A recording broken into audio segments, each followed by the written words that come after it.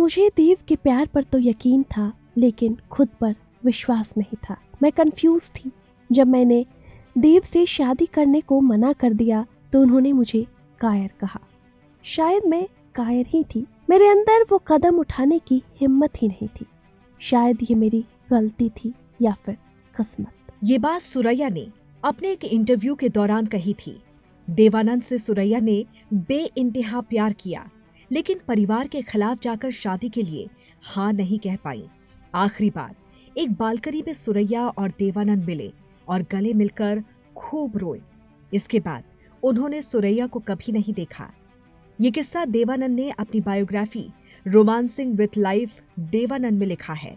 सुरैया जमाल शेख उर्फ Suraiya Hindi film industry की popular actress और प्लेबैक सिंगर। साल 1936 से 1963 तक वो एक्टिव रही। 27 साल के करियर में उन्होंने 67 फिल्में की और 338 गाने गाए। 40 से 50 के दशक में वो इंडस्ट्री की सबसे सक्सेसफुल, फेमस और शानदार अदाकारा रही। उन्हें बतौर सिंगर भी खूब मान सम्मान मिला। वो ज्यादातर अपने लिए गाती थी और 1942 में नई दुनिया फिल्म से इसकी शुरुआत की थी। उस वक्त उनकी उम्र महज 12 साल थी। सुरैया ने खूब शोहरत कमाई, लेकिन आज भी जब भी उनका नाम लिया जाता है तो देवानंद साहब का जिक्र जरूर होता है। भले ही मजहब की दीवार ने दोनों की मोहब्बत को शादी की मंजिल तक पहुंचने नहीं दिया, लेकिन इनका इश्क ऐसा था जिसके चर्चे हमेशा होते हैं। सुरैया का जन्म 15 जून 1929 को लाहौर में अजीज जमाल शेख और मुमताज शेख के घर में हुआ था। वो 1 साल की थी जब उनका परिवार मरीन ड्राइव पर कृष्णा महल में रहने के लिए मुंबई चला गया। जल्द ही उनके मामा एम हजूर भी उनके साथ जुड़ गए, जो 1930 में बॉम्बे फिल्म इंडस्ट्री में फेमस विलन बन गए थे। उन्होंने न्यू हाई स्कूल में पढ़ाई की, जिसे अब बॉम्बे के फोर्ट जिले में J B Petit high school for girls के नाम से जाना जाता है। सुरैया के बचपन के दोस्तों में राज कपूर और मदन मोहन शामिल थे, जिनके साथ वो ऑल इंडिया रेडियो पर बच्चों के रेडियो कार्यक्रमों में गाती थी। सुरैया ने 1936 में जद्दन बाई की मैडम फैशन में मिस सुरैया के रूप में चाइल्ड आर्टिस्ट अपनी शुरुआत की। बाद में उन्हें चाचा एम हजूर की मदद से एक अहम भूमिका मिली। 1941 में स्कूल से छुट्टी के दौरान वो उनके साथ फिल्म ताजमहल की शूटिंग देखने के लिए बॉम्बे के मोहन स्टूडियो गई, जिसे नानू भाई वकील डायरेक्ट कर रहे थे। वकील की नजर यंग सुरैया के अट्रैक्शन और मासूमियत पर गई और उन्होंने मुमताज महल के किरदार के लिए सुरैया को चुन लिया। इसके बाद उन्होंने कभी पीछे मुड़कर नहीं देखा।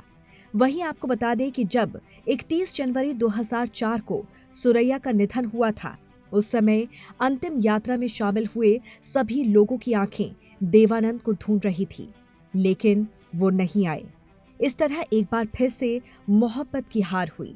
सुरैया और देवानंद की प्रेम कहानी बॉलीवुड की सबसे चर्चित कहानियों में से एक है। सुरैया से रिश्ता टूटा तो देवानंद जिंदगी में आगे बढ़ गए।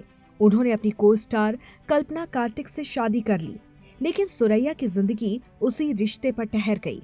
देव साहब से शादी नहीं हो सकी तो उन्होंने ताउम्र शादी ही नहीं की। अपने जमाने की सबसे खूबसूरत एक्ट्रेस सुरैया उस दौर की सबसे महंगी हीरोइन भी थी। दिलीप कुमार जैसे एक्टर की भी ख्वाहिश थी कि वो सुरैया के साथ काम करें। फिल्म शुरू भी हुई, लेकिन पहले ही सीन की शूटिंग से वो इतना नाराज हुई कि फिर कभी दिलीप कुमार के साथ काम नहीं किया। 1948 की फिल्म विद्या में सुरैया को देवानंद के साथ देखा गया था। इस फिल्म से सुरैया की पूरी जिंदगी बदल गई। इसी के सेट पर पहली बार उनकी देवानंद से मुलाकात हुई थी। इस मुलाकात का भी दिलचस्प किस्सा है। फिल्म विद्या की शूटिंग शुरू हो गई थी, लेकिन हीरो कौन होगा इसका फैसला नहीं हुआ था। एक दिन सेट पर सुरैया कुर्सी पर बैठी हुई थी, तभी उनकी नजर कोने में बैठे एक नौजवान पर पड़ी, जो एकटक सुरैया को घूर रहा था। सुरैया ने प्रोड्यूसर को बुलाकर उनसे ये बात कही। वो जो शरीफ नौजवान कुर्सी पर बैठे हुए हैं, उन्हें वहां से हटा दीजिए, तभी मैं काम कर पाऊंगी। प्रोड्यूसर देवानंद के पास गए लेकिन उन्हें बाहर भेजने की बजाय सुरैया के पास ले गए और मुस्कुराकर उनका परिचय करवाया। मिलिए, ये हैं हमारे फिल्म के हीरो देवानंद। साथ काम करने से पहले एक नौजवान को इतनी बड़ी हीरोइन को अच्छी तरह से देख लेना चाहिए। गुस्ताखी माफ। इस मुलाकात के बाद दोनों फिल्म की शूटिंग में बिजी हो गए। रोज रोज की मुलाकात के बाद दोनों में गहरी दोस्ती हुई और बाद में दोनों एक दूसरे को पसंद करने लगे। सेट पर दोनों की आंखें एक दूसरे को ढूंढती रहती थी। देवानंद उन्हें प्यार से नोजी बुलाते थे और सुरैया उनको स्टीव। जानकारी के मुताबिक देवानंद से सुरैया बेइंतहा मोहब्बत करती थी, यहाँ तक कि उनके साथ ज्यादा से ज्यादा समय बिताने के लिए लता मंगेशकर को अपनी फिल्मों में गाने के लिए कुछ सॉन्ग दिए।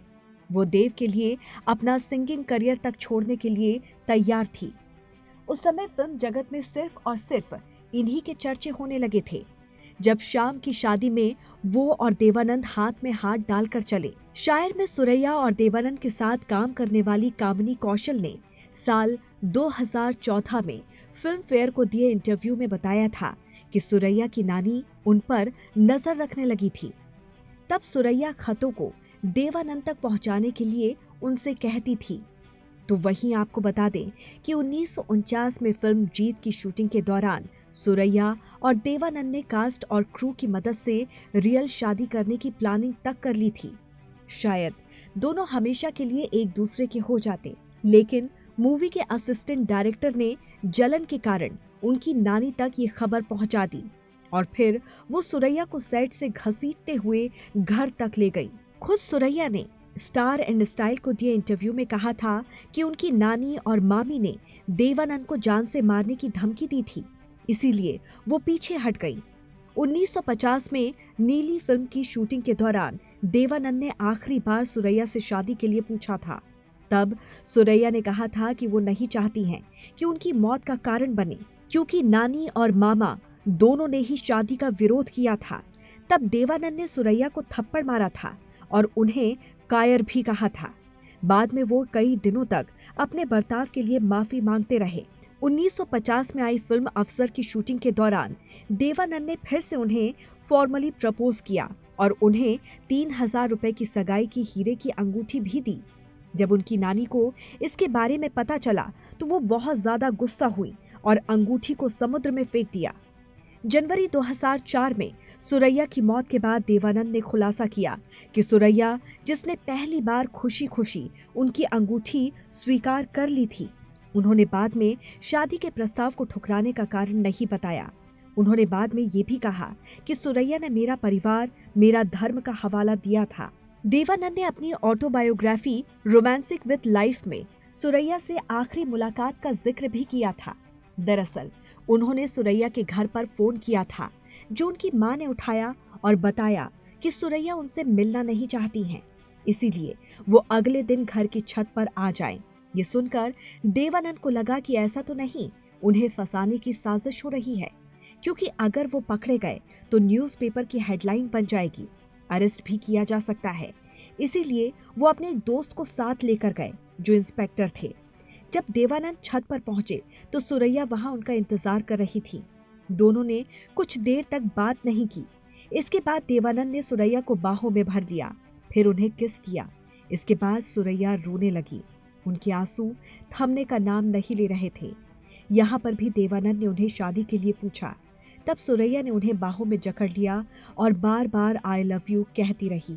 इनका प्यार इतना गहरा था, इस बात का पता एक निजी चैनल को दिए इंटरव्यू में चलता है। जब देवानंद ने सुरैया के साथ अपने रिश्ते को लेकर खुलकर बात की थी, उन्होंने कहा, लोग कहते हैं कि मेरी शादी उनसे नहीं हो पाई क्योंकि वो मुसलमान थी, लेकिन सबसे बड़ा फैक्ट है कि वो मेरा सबसे पहला प्यार थी और मैं उनके लिए रोया हूँ। अगर देवानंद किसी लड़की के लिए रोया है तो वह सुरैया थी। मैं बहुत यंग था और वह बहुत बड़ी स्टार थी। मैं ट्रेन से जाया करता था, स्टेशन पर उतरकर पैदल जाता था और उनके घर का दरवाजा खटखटाता और फिर उनके साथ बैठता था।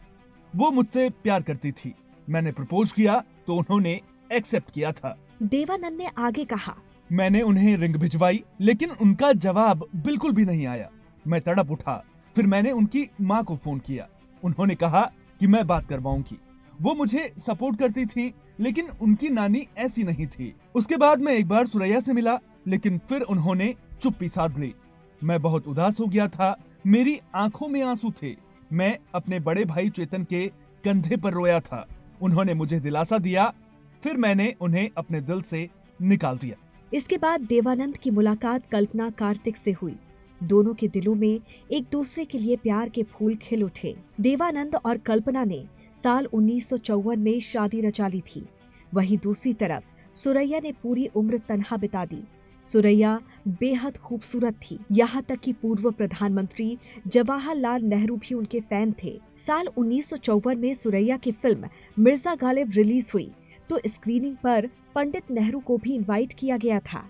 उस समय उन्होंने सुरैया से कहा था, तुमने गालिब की रूह को जिंदा कर दिया। सुरैया ने खराब हेल्थ के कारण फिल्मों से दूरी बना ली थी। 72 साल की उम्र में उनका निधन हो गया था। आपको बता दें कि अपने अंतिम दिनों में सुरैया पूरी तरह से अकेली पड़ गई थी, लेकिन अपनी जिंदगी के आखिरी पलों में भी उनके दिल में प्यार पूरा न हो पाने की टीस थी। अपने एक इंटरव्यू में सुरैया ने कहा था, शायद मैं कायर थी जो हाँ नहीं कह सकी। इस बात का पछतावा उन्हें उम्र भर रहा था। उन्होंने ताउम्र शादी भी नहीं की थी। साल 2004 में 74 साल की उम्र में सुरैया ने इस दुनिया को अलविदा कह दिया था। अपनी मौत के साथ सुरैया एक दर्द भी दिल में ले गई थी। Bureau report, TNP explore.